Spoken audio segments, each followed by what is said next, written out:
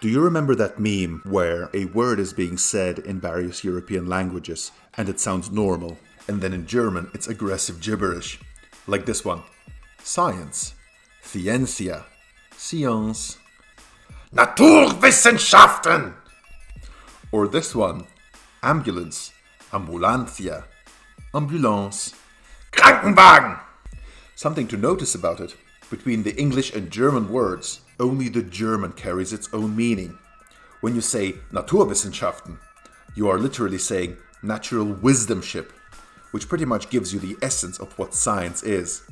The definition of the word is explained in the word itself. The word is a story telling you what the object is, like the words in Old Entish in The Lord of the Rings, except more hasty. The English word science does not have a meaning within English. It is a code word, imported at some point from Latin. And the only reason you know what science means is because you memorized a definition of this code word at some point. Same with ambulance. You don't know what ambulance or ambulatory means, most likely. You don't say that word because you're aware that in Latin it means on the go. The meaning you associate with the word is memorized from habit, and you know that it means something like a wagon that transports and provides care for sick people. In German, when you say Krankenwagen, you're literally saying sick people wagon. The word is carrying its own meaning. In English, the word for something is a given name which you memorize, but in German, it's a concise description giving you the essence of the thing. This difference in the nature of German and English can cause issues in translation. For example, in English, the word confidence can mean many things. In Latin, con means together with, fide means faith, so confidence means having faith with something, presumably with yourself, belief in yourself. But when you say confidence, you don't have the Latin meaning of its constituent words in mind. You use it as a given name for a concept that you associate with it through habit. If you want to translate confidence to German, you have to fashion it into a description of the idea that you have in mind when using it. Do you mean Selbstvertrauen, literally meaning self-trust? Or do you want to say Selbstsicherheit, self-surety? Or do you mean Zuversicht, to foresight, which is confidence in the sense that you trust that things will go well in the future? Or do you mean Selbstbewusstsein? This is the most common translation of confidence to German, and literally it means self-consciousness in the sense of knowing yourself, having self-awareness. In German, the word tells you a story and leaves you reflecting on the nature and origin of confidence. In English, by the way, self-consciousness for some reason has vaguely negative connotations. I'm a bit self-conscious right now. And I wonder, is that because when a German speaker knows himself, he acts confidently, but when an English speaker knows himself, he's mildly embarrassed? Anyway, but you may think, surely not all German words are stories. What about foreign loanwords that don't exist in German yet? Are the Germans really going to autistically translate them? And I think you know the answer already. Yes, absolutely. In fact, it is a favorite national pastime of the German to replace imported loanwords with a local word that tells you a story of the essence of the thing. First as a joke, as a meme on German subreddits, then as a habit, then as an official amendment to the dictionary. The German soul rejoices when, for example, instead of rap, the music genre, you say Sprechgesang, spoken song, which is basically what rap is, isn't it? Because of this self-descriptiveness, most German words don't need a definition. You can introduce a new word in the middle of a sentence, not define it, and never use it again. Words like that never enter the German dictionary, to the despair of anyone trying to learn German.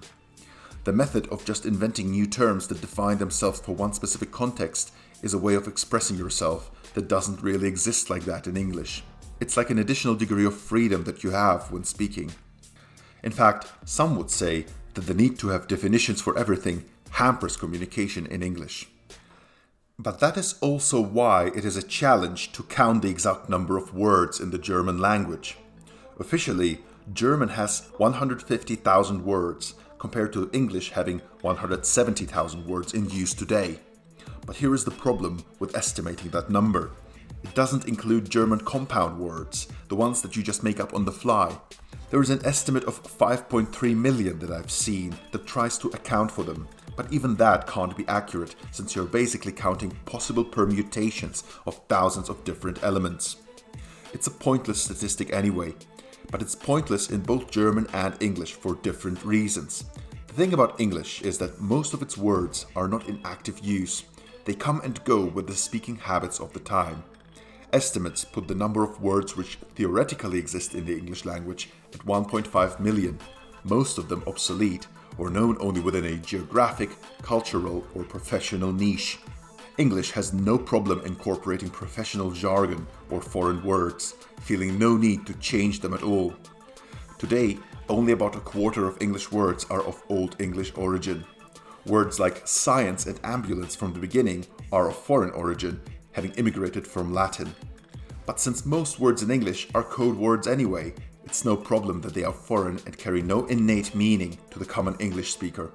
It's just another combination of letters to which you'll have to memorize a definition through habit. The ability of the English language to easily integrate foreign words is arguably what made it so expressive and rich.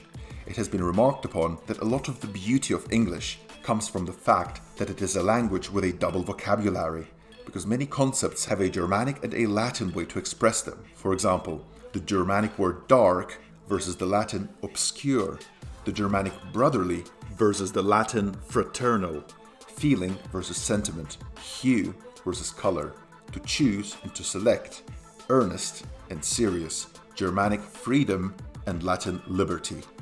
Both words in each pair mean roughly the same, but also not, because one comes from the Germanic and the other from the Latin way of understanding the world. English, being a language of foreign code words, extends to spelling.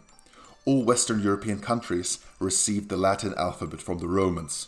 Almost all, might be all actually, except for Britain, have supplemented their own special characters to it in order to account for various sounds which Latin letters can't properly express. These additions come from the idea that the way a word is written is supposed to be representative of the way it's spoken. French and Italian have various accents, these lines they like to draw over certain letters. What's that all about?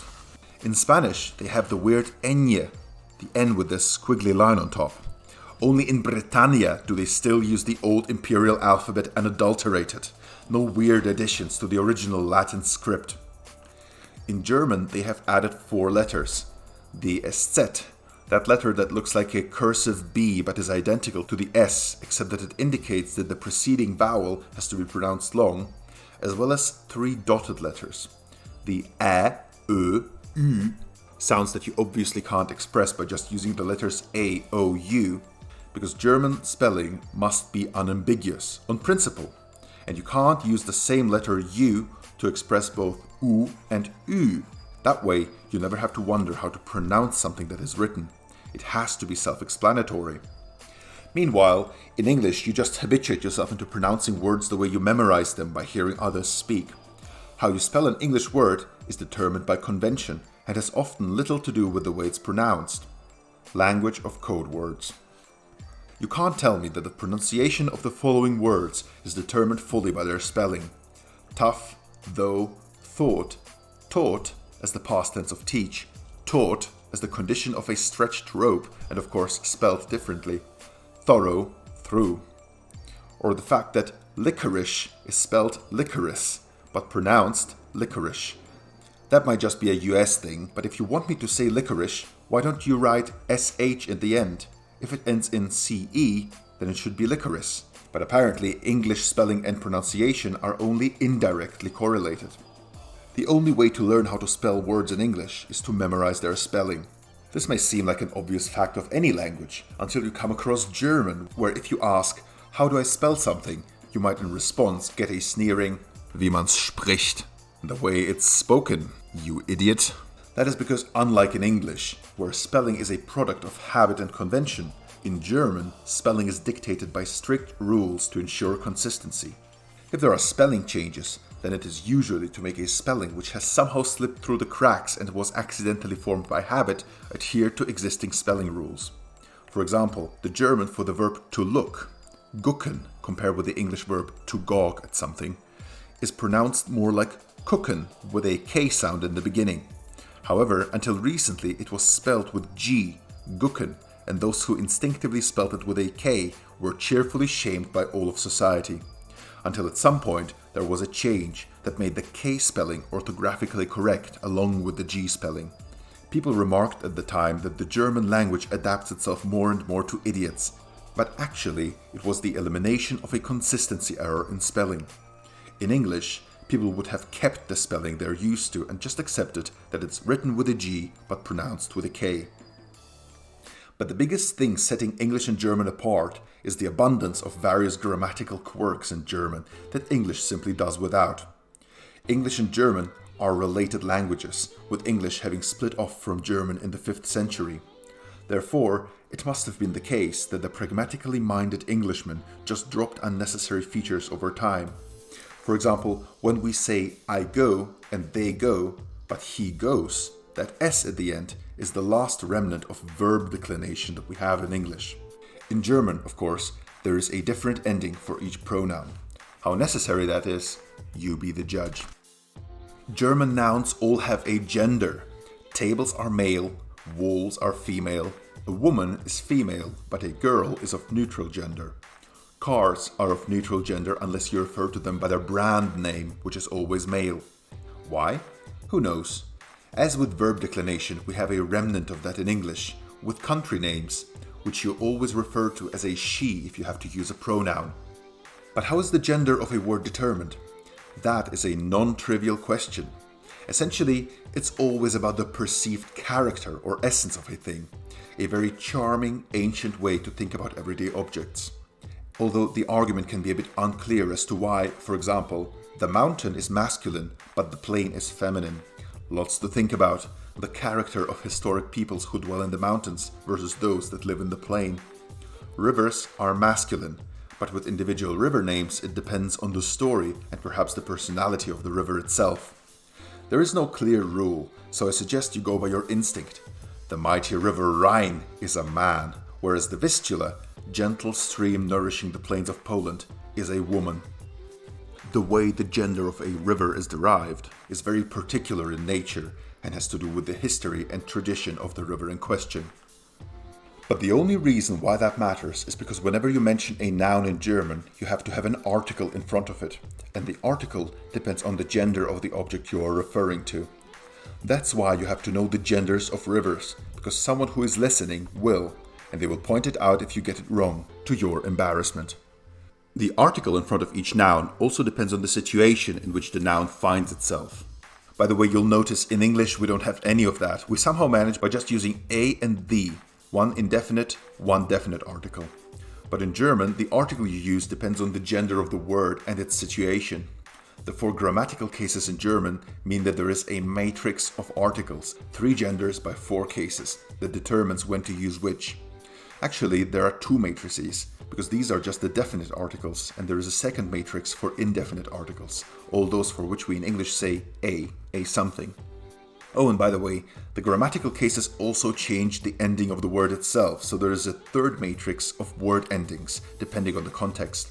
In English, we do not change the endings of our nouns at all, because in English we prioritize ease of communication over whatever benefit the Germans get from having 2,000 articles and a myriad of grammatical rules. Yes, English may appear like caveman talk with an exceptionally rich vocabulary, but in exchange, it is simple enough to be learned quickly by any semi-intelligent sapient life form. It is very easy to pass for a native speaker, once you get rid of the accent, I suppose. Learning native-level English as a German is an odd experience though, because you expect there to be a rules-based explanation for everything, but there isn't. There is, for example, no fixed sentence structure. In German, words of a certain type have to be put at certain fixed spots in a sentence, but in English, there is no such prescription. This level of freedom leaves the German English learner insecure for years, unsure of the correctness of what he is saying, because there aren't as many hard rules on which you can anchor yourself and be sure what is correct and what isn't. Only years later, when the English learner has long habituated himself into talking like a native, does he come across ancient grammatical prescriptions from Old England, like the Royal Order of Adjectives, the rule that says that when ascribing adjectives to something, you have to go in the order of opinion, size, age, shape, color, origin, material, purpose, and then the noun. But even that is just a convention based on what sounds right, based on the fact that brown leather wallet sounds more correct to us than leather brown wallet. It's the same with punctuation. The English learner finds to his astonishment that no one cares about it. You don't put a comma because you know that you must, but because you want to add a pause between two phrases in a sentence. Even the Oxford comma, which at first looks like a familiar sight, finally there is a rule by which you have to place punctuation at certain points, turns out to not be obligatory and just there to make the meaning of certain phrases unambiguous. If the German learner of English is at first lost at the degree of expressive freedom English provides him with, the English learner of German has to learn to bend and twist his free-flowing speech to fit the confines of German rules. A very insightful and entertaining read is Mark Twain's essay, The Awful German Language, where he details the pains an English-speaking learner of German has to go through. For example, he talks about the long-winded nature of German sentences, where the operative verb of the sentence is hidden somewhere towards the end of it, requiring you to store information in your head for a long time until at last you find out what happens to it. The mistake some people make here is in assuming the German is there to facilitate communication, when in fact the civilizational function of the German language is to filter out the normies through complexity. It is to mark the foreigner by how he uses the dative grammatical case where he should be using the genitive. Once you observe that English is formed by habit, whereas German is formed by rule, it becomes clear that this difference originates in the different history of the Germans and the English. England keeps the common law, which has grown uninterrupted for millennia out of ancient Germanic tribal custom and has gradually evolved through habit and lived experience, molded ever so slightly by the practical reality of the day. Considering past legal precedent, after all, is nothing but sticking to an existing habit as a society. Over time, our legal precedent evolves, bad precedent is discarded, new precedent is set. Common law in England, America, and the other English-speaking countries develops organically with the times. Germany, despite the resistance of Germanic tribes against the Roman Empire, lives under Roman law. In the German legal system, precedent is not considered a formally binding source of law. Instead, what is binding are rules and statutes passed by the government legislature. Like the German language, German law is governed by rule, not habit. This has been the case for a long time, way before Napoleon forced his legal codex upon most of Germany in 1806. Throughout the Middle Ages, German lawyers would typically have to get their education in Italy, where they would be instructed in Roman law. Then they would come back and apply a foreign legal system at home. It was therefore not rooted in German local custom, but instead in the praetorial statutes of the old Roman Empire, foreign to German locals. German law was formed not organically by habit, but by receiving a foreign system and obstinately applying it to a German context. Because of this, it became rooted not in everyday practice, but in abstract foreign legal notions. Here you have the origin of German idealism, employed not mainly by peasants to settle property disputes as it was in England, but by a class of highly literate intellectuals who could afford to be less concerned with the practical reality on the ground. After many centuries, the product of this is a language that is rules-based, convoluted, suboptimal for communication, but also very charming and parochial at the same time, where each word is a story and rivers have personalities. It is the language of an ancient, medium-sized nation-state, which does not attempt anymore to communicate its way of life to outsiders.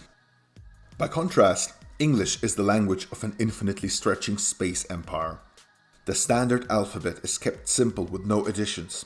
Words from all over the galaxy are incorporated without problems. Grammar has been reduced to a primitive state, just enough to make unambiguous communication possible. Today, every language is filled with Anglicisms, and German is no exception, despite the Germans' best efforts. No one forces you to use them. English is the world language not just because of America's superpower status. Speaking English is just easier. It's the convenient thing to do. Speaking German may keep you closer to the truth of the universe, but the universe speaks English.